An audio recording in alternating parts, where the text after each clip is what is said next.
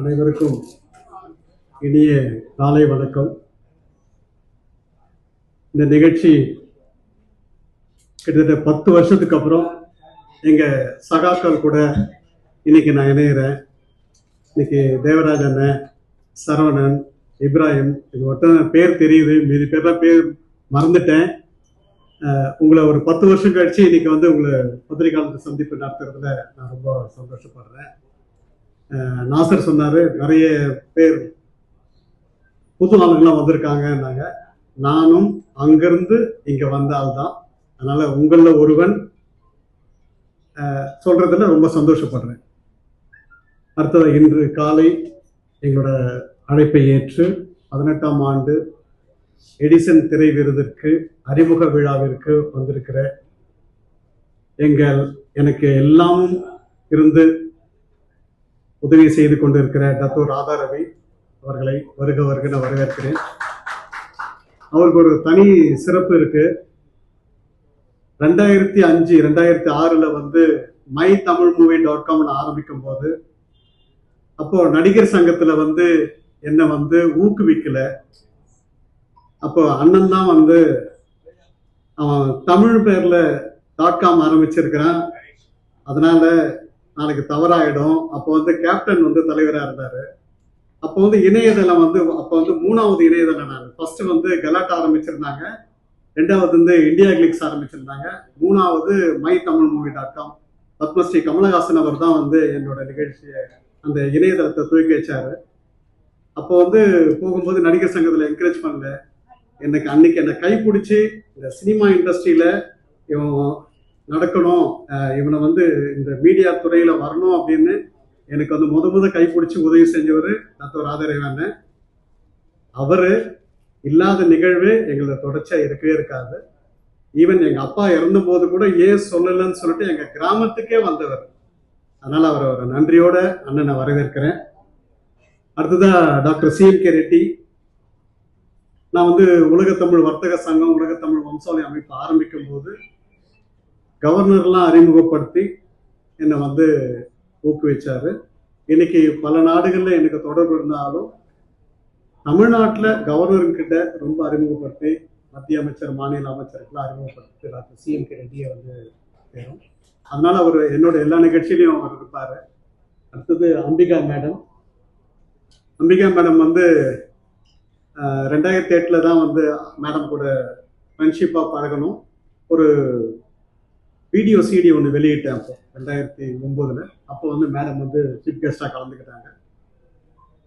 அன்னைக்குலேருந்து அதே ஃப்ரெண்ட்ஷிப்பு, அதே ரிலேஷன்ஷிப்பு, அதே உண்மையான அன்பு, நட்பு. இதில் அவங்கள அடிச்சிக்க முடியாது. உரிமையாக பேசுவாங்க, உரிமையாக திட்டுவாங்க. அது திட்டுறதுக்கு அவங்களோட ரைட்ஸ் இருக்கு, வாங்கிறதுக்கு எனக்கு அன்பு இருக்கு. அவங்களே எனக்கு வருக வருகன்னு வரவேற்கிறேன். அடுத்ததா, நம்ம அரசியலுக்கு அப்பாற்பட்டு உலகெங்கும் உள்ள தமிழர்களுக்கு பப்ளிசிட்டி இல்லாம உதவி செய்யறது அண்ணன் வேல்முருகன்.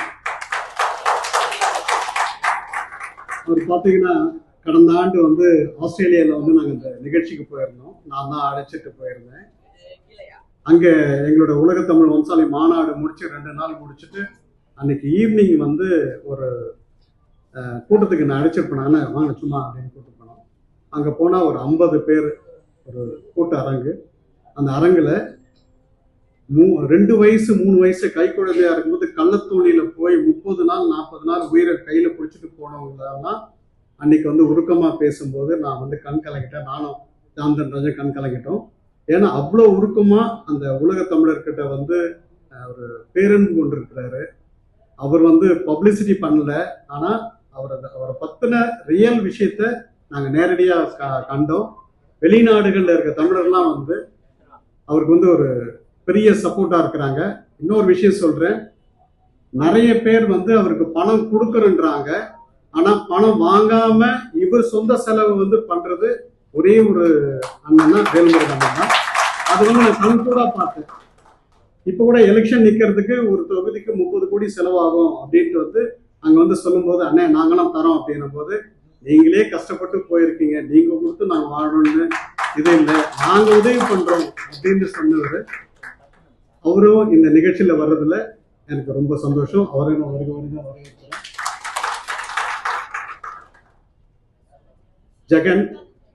ஜெகன் வந்து லாஸ்ட் எங்களுக்கு வந்து எல்லா விஷயத்திலும் இருப்பாரு. அவரே ஸ்டேஜ்ல சொல்றாரு, செல்வா சார் கிட்ட வந்து ஜாயின் பண்ணிட்டோம்னா அவர் எல்லாரும் ஃபேமிலியா வருவாங்க அப்படின்னாரு. அதனால கிட்டத்தட்ட 5 வருஷம் அவர் வந்து எங்களுக்கு ஆங்கர் பண்ணியிருக்காரு. இருந்தாலும் எங்களோட அவார்டு வந்து இப்படி பண்ணலாம் அப்படி பண்ணலாம், ட்வீன் பண்றது போறது வருது இப்படி செய்யலாம் அப்படின்னு சொல்றது, எங்கிருந்து நேம் செலக்ட் பண்றீங்கன்னு சொல்றது எல்லாமே வந்து ஜெகன் அவரும் வந்து அவரும் வரவேற்கிறேன். விக்ரமன் சார் அவர்களை வருகிறேன்.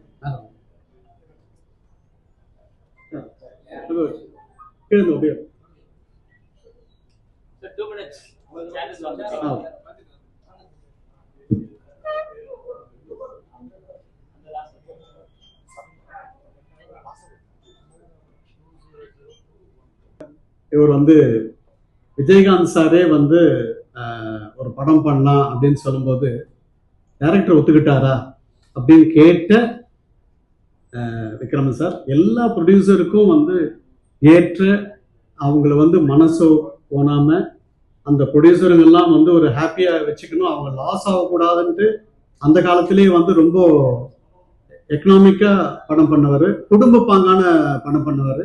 அவரோட சன்னும் இப்போ ஒரு ஹீரோவா இது பண்ணியிருக்காரு. அவரும் லாஸ்ட் இயர் வந்து டெபியூ ஆக்டரா அவார்ட்லாம் வாங்கியிருக்காரு. அவர்களையும் வருகன வரவேற்று இந்த நிகழ்ச்சி சிறப்பாக அமையறதுக்கு எல்லா மீடியாவும் எங்களுக்கு உதவி செய்யணும். தேவராஜனா ரொம்ப தேங்க்ஸ்ண்ணே. ஆண்டனி தாசன் அவர் வந்து ஒரு கானா பாடகரா ஆரம்பிச்சு இன்னைக்கு சினிமா இண்டஸ்ட்ரியில வந்திருக்காரு. ஒரு பெரிய திறமசாலி.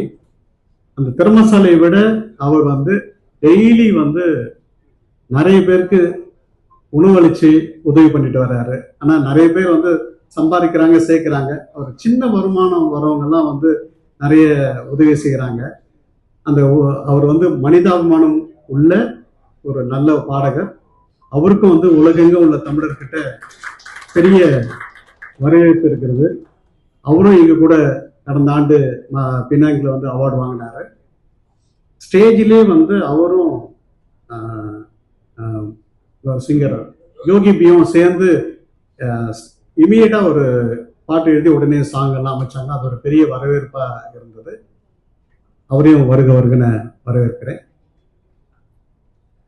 ஸ்டண்ட் செல்வா அவர் வந்து எங்களோட 2 அவார்டு வாங்கியிருக்கீங்களா, 2 முறை அவார்டு வாங்கியிருக்காரு.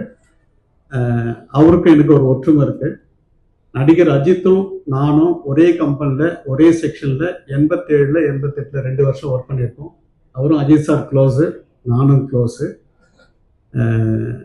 வெஸ்டர்ஸ் இந்தியா பிரைவேட் லிமிடெட் கம்பெனியில நானும் நடிகர் அஜித்தும் ஒரே கம்பெனில ஒரே செக்ஷன்ல வேலை செஞ்சிருக்கிறோம், சின்ன சம்பளத்துல. ஸோ அதை சொல்லிக்கிறதுல பெருமைப்படுறேன். இந்த எடிசன் அவார்ட் கிட்டத்தட்ட 40 மில்லியன், அதாவது 4 கோடி பேர் டிஜிட்டல் வியூஸ் பார்த்துருக்குறாங்க. 1,80,00,000 பேர் வந்து வாக்களிச்சிருக்கிறாங்க அவங்களுக்கு பிடிச்ச நடிகர்களை. இந்த அவார்ட் ஷோ மே மாதம் 24ஆம் தேதி சென்னை ட்ரேட் சென்டர்ல நடக்க போகுது. இந்த ஆண்டு வந்து மலேசியால ஒரு க்ரூஸ்ல நடக்கிற மாதிரி ஒரு திட்டம் இருந்தது. இப்போ நம்ம ட்ரம்ப்போட புண்ணியத்துல அது நடக்கலை. ஸோ அடுத்த ஆண்டுகளில் வர ஆண்டுகள் அது நடக்கும் அப்படின்னு நான் வேண்டிக்கிறேன்.